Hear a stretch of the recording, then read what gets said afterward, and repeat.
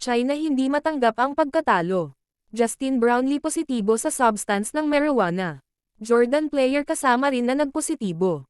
Naging positibo ang resultang ginawa ng ITA o International Testing Agency ng China sa urine sample na binigay ni Barangay Best Import Justin Brownlee. Ginawa ang test matapos patauban ng Gilas Pilipinas ang Jordan sa kanilang finals match sa katatapos lang na 19th Asian Games sa Hangzhou, China. Base sa ginawang test noong Oktubre 7, nagpositibo si Brownlee sa Adverse Analytical Finding for Carboxy-THC, a specified prohibited substance na pinalabas sa Oktubre 12, 2023. Ang carboxy-THC ay isang sangkap o psychoactive ingredient na nanggagaling sa marijuana o cannabis.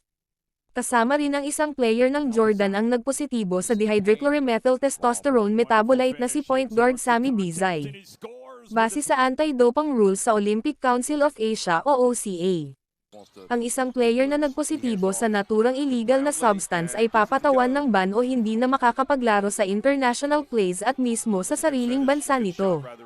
At kung mapapatunayan ng OCA at ng ITA na positibo si Brownlee, siya ay makakatanggap ng 2 years suspension. Maalala na nangyari din ito kang Kiefer Ravena na nagpositibo sa illegal substance noong second window ng FIBA World Cup qualifier.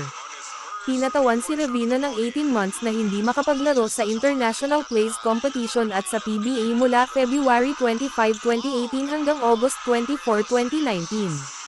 Si Brownlee ay binigyan hanggang October 29 para umapila sa resulta ng kanyang A-sample na isusumiti sa IOC, ITA at ang World Anti-Doping Agency. Ang tanong ng karamihan kung babawiin ba ng Asian Games Committee ang gold na napanalunan ng Gilas. Ayon kay Bambol Tolentino ang namamahala sa Philippine Olympic Committee ng Pinas.